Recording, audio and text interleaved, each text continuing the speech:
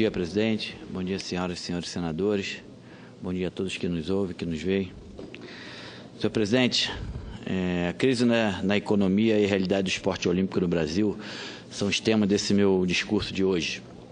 Na última década, o Brasil recebeu os maiores eventos esportivos do mundo.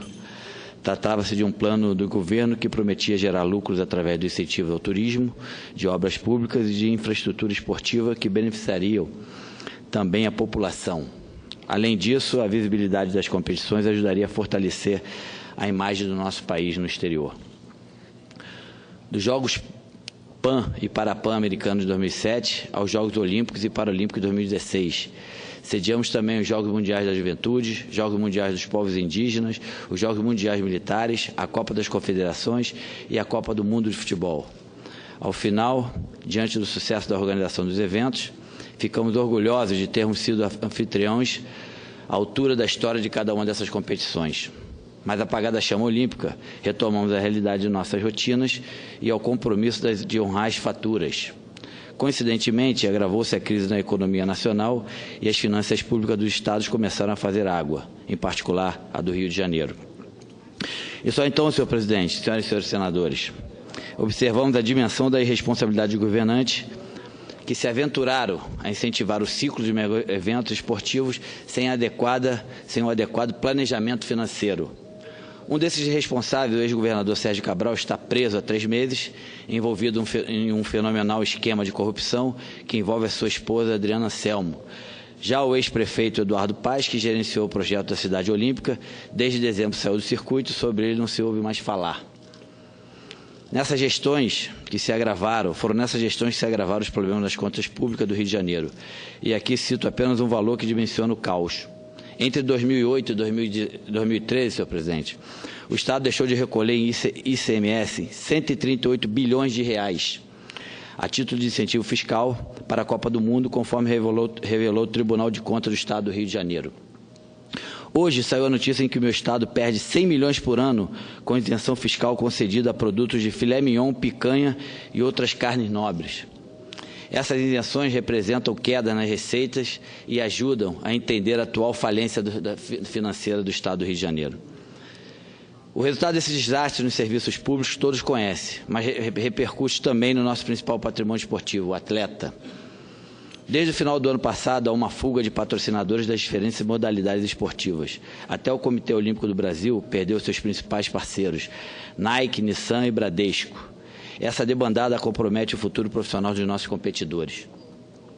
Diante disso, senhor presidente, como os atletas assumirão compromisso para planejar os seus treinamentos dos Jogos de Tóquio em 2020, sem ter garantia de financiamentos. A natação, por exemplo, que teve investimento de 59 milhões de reais dos Correios entre 2012 e 2016, contará apenas com 11 milhões de reais nos próximos 2 anos. Esse panorama, senhor presidente, senhoras e senhores senadores, demonstra como ainda somos frágeis no planejamento esportivo a longo prazo e como o financiamento das confederações unicamente por verbas públicas já não se sustenta mais. Enfim, e lamentavelmente, desperdiçamos a década de mega eventos como ponto de partida para transformar o Brasil em uma potência no esporte. E se isso aconteceu, não foi por falta de alertas. É preciso dizer, críticas à parte. Lembro que o primeiro projeto de lei que apresentei como senador da República em 2015 era propondo a criação de um Fundo Nacional de Legado Olímpico e Paralímpico para financiar projetos de acordo com os objetivos e metas do Ministério do Esporte. Os recursos seriam investidos prioritariamente em projetos para a manutenção dos equipamentos esportivos do Parque Olímpico, atualmente abandonado, e do Complexo de Deodoro. Imediatamente fui à tribuna e proferi meu primeiro discurso no Senado Federal, quando defendi a aprovação do projeto de lei do Fundo Nacional do Legado Olímpico e Paralímpico. Na mesma ocasião, alertei para a necessidade de ficar atento aos empreendimentos bilionários para os Jogos Rio 2016. O objetivo, como disse naquele discurso, era evitar a repetição de corrupção ocorrida na preparação dos Jogos Pan-Americanos 2007 e na Copa do Mundo 2014. Sem exagero, podemos afirmar agora que os dirigentes em geral, os ministros do esporte que se sucederam, a Autoridade Pública Olímpica e o presidente do Comitê Olímpico do Brasil, Carlos Numa, relaxaram em suas obrigações e foram reprovados na gestão geral dos mega eventos e estão publicamente desmoralizados, infelizmente. Exemplo disso é o abandono da maioria das áreas esportivas, entre elas do Parque Olímpico, o coração dos Jogos do Rio 2016. Naquele parque, nas obras da região, o governo federal investiu 2 bilhões de reais. Mas hoje, sem conservação, as estruturas estão estragando e até a piscina usada por atletas olímpicos tornou-se um depósito de água parada. Repito, há 2 anos alertei para esse gravíssimo risco de perda das instalações para os Jogos e apresentei proposta para evitar o caos.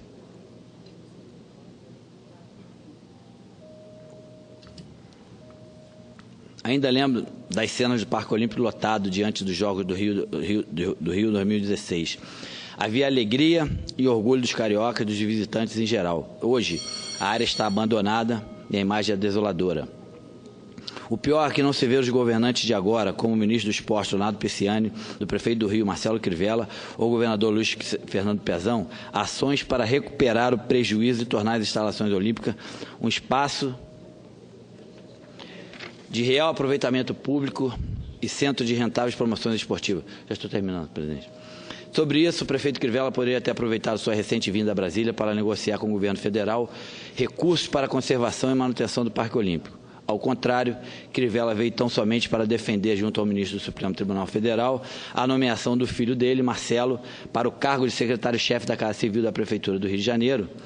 As questões de interesse do município e da população do Rio de Janeiro ficaram em segundo ou terceiro planos, porque Crivella negocia prioritariamente uma nomeação doméstica, que caracteriza um legítimo caso de nepotismo. É uma pena. A situação das instalações olímpicas é tão grave que até o presidente do Tribunal de Contas da União, ministro Augusto Nardi, ficou impressionado com o que viu em recente visita ao Rio de Janeiro e desejou que tanto o abandono não repita o destino das instalações dos Jogos de Atenas, que se tornaram inúteis depois dos Jogos de 2004. O ministro anunciou, inclusive, que responsabilizará os dirigentes e governantes pela explícita omissão. Mas de onde sairá dinheiro para socorrer o Parque Olímpico, se prioridades como as nossas escolas, o sistema hospitalar e a segurança do Rio de Janeiro estão há anos na emergência? Senhor presidente, as autoridades governamentais e as das instituições privadas do governo, do esporte, envolvidas nos mega eventos, precisam explicar e ser responsabilizadas por tanto relaxamento e omissão frente à gestão do bem público. Além do Tribunal de Contas, precisamos de uma investigação rigorosa da Polícia Federal, capaz de dimensionar o que tem por trás de tanto desleixo e o real tamanho da corrupção decorrente dos mega eventos esportivos. Tanta omissão levou o país a patinar na mesmice esportiva, no desperdício da verba pública e no comprometimento da carreira dos nossos atletas. Quem responderá por isso? Muito obrigado, presidente. Bom dia a todos.